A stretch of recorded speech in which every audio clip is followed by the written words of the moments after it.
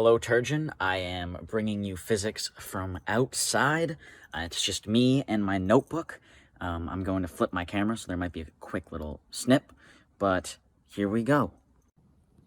All right, so with this first question, we are trying to find the satellite with the greatest velocity. So we use the equation net force equals mv squared over r, because this is centripetal force, centripetal motion. And then we know that the net force here is the gravity, the force of gravity between the satellites and the planet. But since that one planet is constant for all of the satellites, the mass of that small object, it doesn't really matter.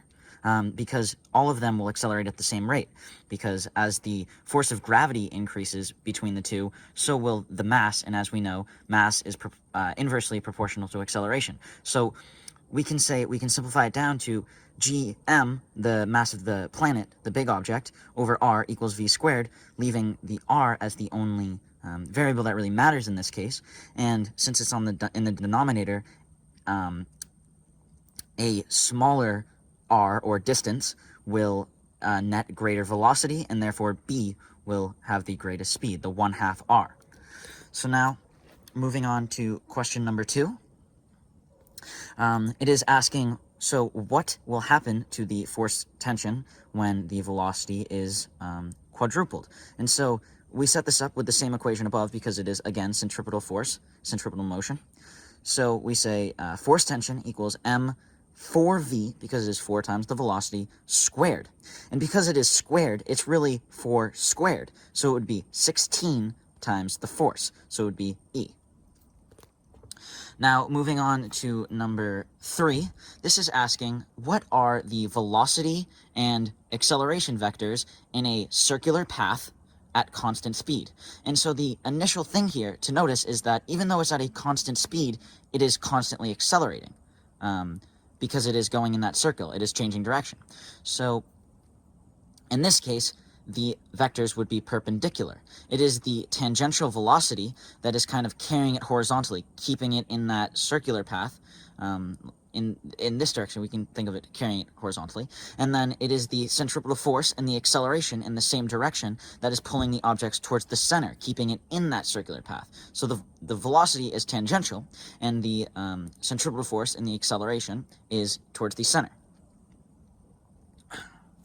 So C, the velocities would be perpendicular. So now, moving on to number 4. This is simply an acceleration due to gravity question. So we set it up as mg equals gmm over r squared, because they are both the force of gravity. So,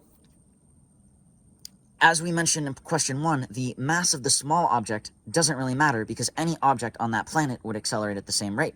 So after some algebra, we get 0.125 meters per second squared, and because it is after 1 second, the velocity would also be 0.125 meters per second, the same magnitude. All right, now question 5, it is asking in part A to find the frequency. So we know frequency is 1 over t. But we don't know t yet, so we have to find it. So how can we find it? Well, we have the velocity and the radius. So we say, okay, velocity equals d over t, which in this case would be velocity equals 2 pi r over t, because that is the circumference. So after plugging in some numbers, we get that the period would be 0.4488 seconds, and then we just say 1 over t, 1 over the period, gets you the frequency, which is 2.228 hertz.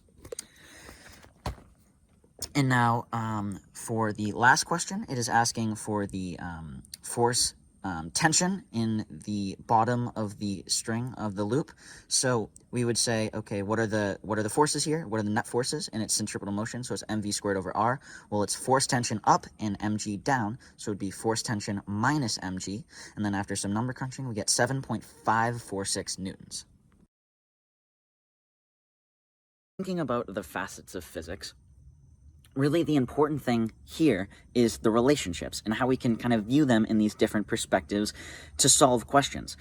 Like in question 1, we are using multiple relationships to see that, the mass doesn't matter. And it's kind of being able to use all these different relationships applied to each question that really is so important and vital in understanding physics.